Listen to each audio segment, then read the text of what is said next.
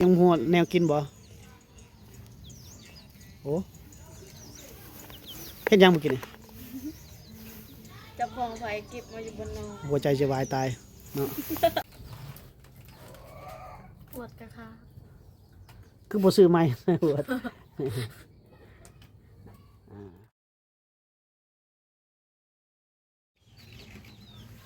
สบายดีสบายดีสบายดีท่านผู้ชมทุกท่านเด้อทั้งภายในและต่างประเทศพ่อกับบ่าวจอยเส้นเก่าเส้นเคยท่านผู้ชมพ่อกับมื้อนี้พี่เด้ออยู่ที่ช่องบ่าวจอย Channel เด้อท่านผู้ชมเนาะมาเยี่ยมยามน้องวาดอีกท่านผู้ชมเนาะบ่ได้ลงคลิปน้องวาดก็น่าจะหลายพี่เติบ FC น่าจะกินฮอดคิดถึงกันเนาะโอเคเข้าไปหาน้องเพิ่นเลยท่านผู้ชมช่วงนี้เพิ่นเฮ็ดหยังเนาะนี่คนสวยเฮาคนสวยของ FC บ่เป็นคนสวยของเฮาเด้อมื้อนี้เซ็กซี่เบาๆเนาะ บ้าบ่ เอางามให้ FC พุ่นละตัดสินใจเนาะอ้ายบ่ได้ตัดสินใจดอกบ่สามารถตัดสินใจได้ กันตัดได้ยันเมดา เรามีหน้าที่มาถ่ายคลิปอย่างเดียวสบายดี FC แล้วบ่ยังได้เนาะ ลืม โดยสบายดี แหมทักทายน้องวาดหลังจากที่มามอบเงินแล้วก็บ่ได้อัปเดตต่อเนาะมื้อนี้ไปทางไหนมาทางใดมื้อนี้ เฮ็ดเวียกคือเก่า โอ้ไปเวียกไปงานคือเก่าเนาะ โดย ยังไปปกติเนาะ โดย บ่ได้พักบ่ บ่ ตอนแรงมาเลิกงานคือเก่าเลิกเวียกคือเก่าเวลาเดิม เวลาเดิม ไปซื้อมาแล้วบ่เขา แม่ซื้อเลย ซื้อเป็นสอบเลยวะ แม่น เนาะ มันกินดนแน่ มันจะกุ้มเด้ โดย ฝนตกเมื่อกี้นี่ได้ไปการเขียดอยู่ บ่ ฝนตกมีเขียดแค่นี้ออกลายเลย ที่แม่ไปกับน้องสาว ได้บ่ ร้านเด้ ได้บ่ ได้พกกินนั่นแหละกุ้มจะข่อย โอมีเนาะ กันแถวเดินนี่เด้ มันเขียดฝนตกใหม่เขียดออก แม่ ไอ้บ่ฝนตกแห้งได้ทำสมบัติบ่จอยมื้อนั้นตก2 มื้อพุ่นมื้อนึงแล้วก็ตกตอนเช้าอีกเนาะ แม่ เขียดออกหลายได้เขียดหน้าเขียดนั่นคันผู้ใดมีไห้มีหน้าแถวนั้นให้กระเตกหลายแล้วเขียดพอได้กิน นี่ก็เพิ่นสิตกคือกัน มื้อนี้ก็หนาวมื้อนี้ก็ อืม สีหนาวๆอากาศแต่น้องวัดนุ่งเสื้อแขนสั้นเนาะ จับน้ เอาผู้สาวมันก็แต่งตัวแบบนี้แหละเนาะ ำ กระสันบ่เห็นความงามเลยเพิ่นว่างามภายในงามภายนอกก็ให้เห็นครบหมด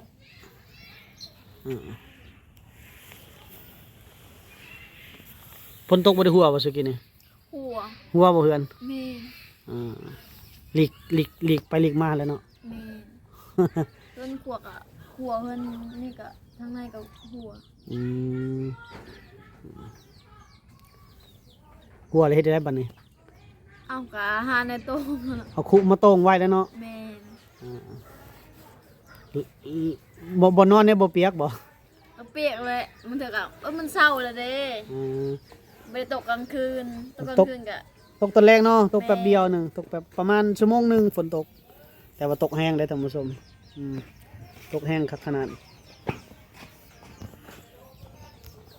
ตกแต่มือเดียวหั่นล่ะฝนก็วิทย์ละเด้มื้อนี้ก็มาเยี่ยมมายามน้องวาดอีกท่านผู้ชมอัปเดตให้ท่านผู้ชมเบิ่งเนาะเดี๋ยวท่านผู้ชมสิลืมน้องวาดคนงามของช่องเฮาสิได้เนาะอัปเดตดูๆแน่ช่วงนี้ก็บ่ดุปานใดแหละเนาะมื้อหนึง2 มื้อมาอัปเดต มันถึกอาทิตย์หนึงเท่านึง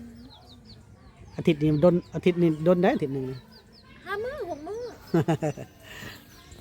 นึ่งข้าวนึ่งน้ำแล้วบ่มื้อนี้ ยัง เฮ็ดหยังได้หยังกินเสมอแรง ยังบ่ฮู้ ยังบ่ฮู้ยังบ่ฮู้แนวกินบ่โอ้เฮ็ดหยังบ่กินนี่ จับของไฟเก็บมาอยู่บนนอน หัวใจจะวายตายเนาะ ถ้าว่าเจอคำใครแน่อันนี้10,000 เออผู้ใดซื้อให้ จะคืนได้หน่อยพลินนะฮู้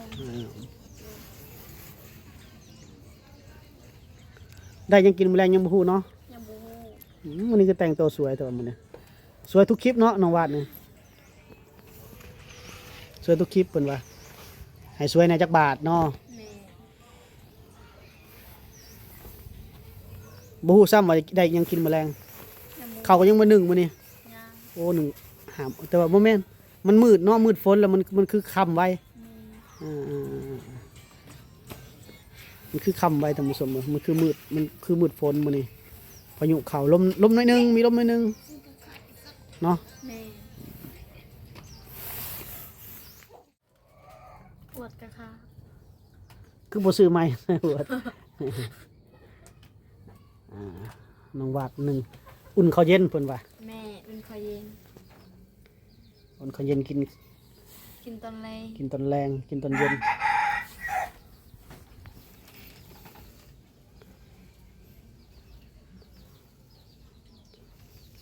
กักินข้าวเย็นมันแข็งเนาะ อืม มันต้องกินนุ่มๆอ่อนๆส่วนกับเขาวยังบ่ฮู้ไว้กินหยังมื้อแลง ยังบ่รู้กินกินตำแตง น้ำบักแตงก็ไปซื้อเอา จะกินผักลวก น้ำบักแตงทอดไข่ เปล่าไข่บ่มากินผักลวกผักกะหล่ำ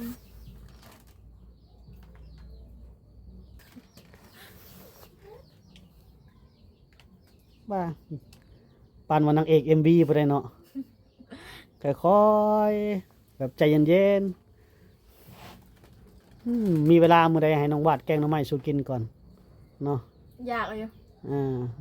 ต้องมีเวลาแหล้ว อืม น้องวาดเพิ่นเฮ็ดงานเด้ก็น้องวาดหยุดงานมื้อใดพุ่นแหละจังนัดกันมากินแกงหน่อไม้กินเที่ยงๆส่วนน้องแกงมาพร้อมน้องคูณนี่คือสิบ่มาเลยน้องคูณ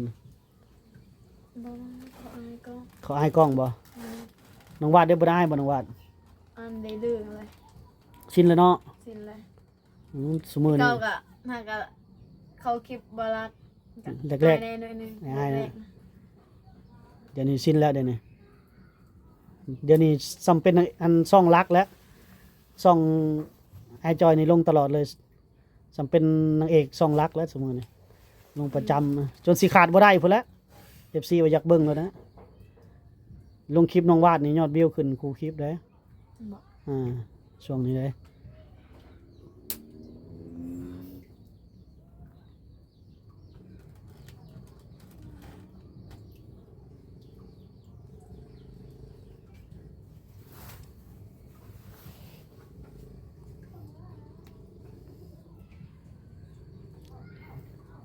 ผู้สาวคนลาวผู้สาวลาวเนาะเนี่ยเฮ็ดอยู่เฮ็ดกินเวียกบ้านงานบ้านเฮ็ดได้หมด เฮ็ดได้มืด อาหารมันบ้านได้เนาะ แม่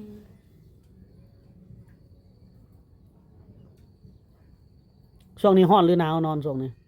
หนาวเลยคืนนี้ หนาวบ่ คืนนี้หนาว อากาศมันเย็นเนาะ แม่ ฝนตกเด้ ฝนตก บัดยามร้อนเด้ซะ ยามหอนก็ฮ้อนแล้วเนาะนอนกับบ่หลับ พัดลมเปิดพัดลมใส่ พัดลมก็ค่อยมันจะกะมันบ่ไปซะ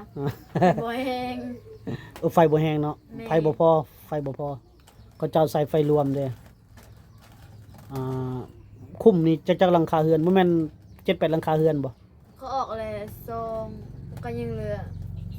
10บ่ โอ้ 11บ่ ใส่ไฟกงเตอร์อันเดียวเด้เนาะ แม่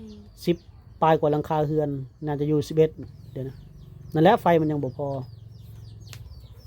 อย่าเขาไผบ่มีเงินแค่เขากินก็ยังบ่มี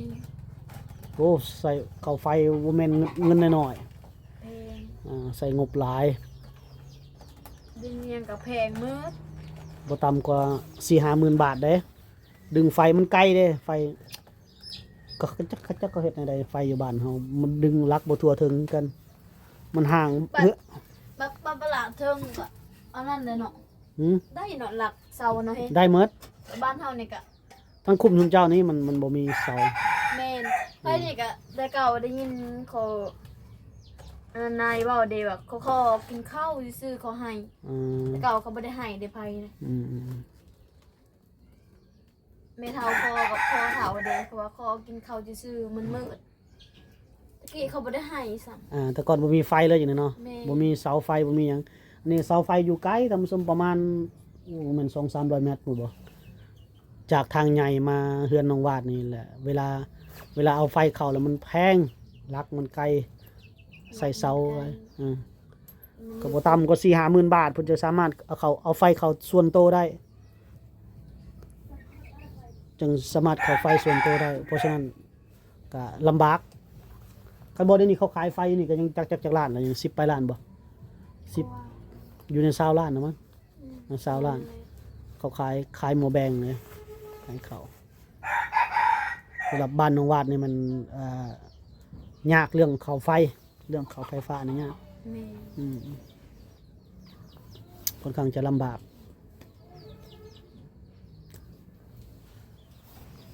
อุ่นข้าวเย็นบ่โดนก็แล้วเนาะ บ่โดนนั่นก็แล้ว แล้วก็สุกแล้ว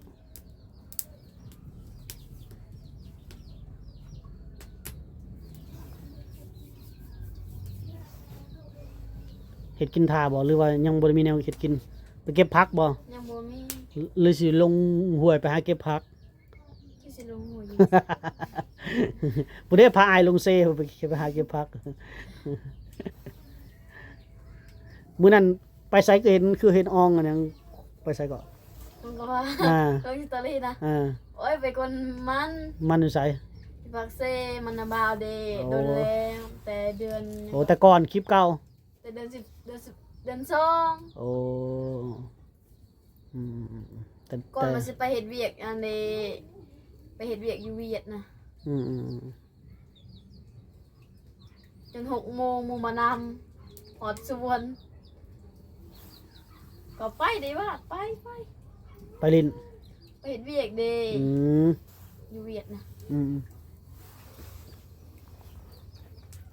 บ่ไปบ่เฮ็ดงานอยู่เวียดบ่ไปบ่ บ่ หืม แบบว่าจักเป็นหยังแบบว่าพวกเราเดแบบเมียนั้นใจดีเห็นแต่พวกเราเฮ็ดหยังก็บ่ถือหยังก็บ่ถือบางเทื่อก็เราดีก็ดีเฮงพาไปกินนี่ไปกินนั่นบางเทื่อเพิ่นให้ก็ให้บ่10 นาทีเดี๋ยวเพิ่นก็ดี อืม แบบว่าช่วงนี้มันบ่มีอะไรมีแค่ ว่าไงว่าช่วงนี้แขกบ่หลาย แม่ เนาะเราก็เลยเฮาก็เลยบ่ได้เงินเดือนอยู่พุ่นกับอยู่พี่อยู่ไสดีกว่ากัน คือการร้านหาเงินเบียด ก็แฮงรุด แม่ แฮงรุดอีกพวก2ล้านได้แค่นี้ นี่แฮงรุดคือบ่ไปได้เวียกงานแถวนี้ยังบ่ได้อยู่บ่เวียกแถวบ้านเฮามันยังถึกจังหวะเขาบ่ได้จ้างงานใหม่เวียกบ้านเฮาเนี่ยงานใหม่ยังบ่มี ยังบ่มี คอยหาไปมันต้องมีแหละมือหนึ่งงานดีๆผู้งานบ้านอยู่เซโปนจะได้เขา2 ล้านบ่2 ล้าน งาน งานบ้านแม่บ้านซักผ้าล้างถ้วยล้างจานนึ่งข้าวน อนนั่นเลยบ่ หืม นอนเลย บ่ก็ไปนอนเฮือนเอาเองนอนห่างก็ได้เขาก็มีหม้องนอนให้ นอนนั่นได้เฮือนเฮาใกล้ๆนะ แต่ว่าเฮือนเฮาไปอยู่พี่ของเขาไปอยู่พุ่นมันไกลเห็นมันบ่เหมาะกันว่าอยู่อันนั้นเลยมันได้อยู่คนละอยู่บ้านเดียวกันถืออยู่คนละหมู่บ้านไปเฮ็ดกับเขาวไปกับเขาอันนี้อยู่นี่แล้วคอยเฮ็ดอยู่นี่แล้วเดี๋ยวทางเทื่อมีดอกทางเทื่อมีงานใหม่ๆก็เขาไปเฮ็ดคอยเป็นคอยไปแล้วเนาะ แม่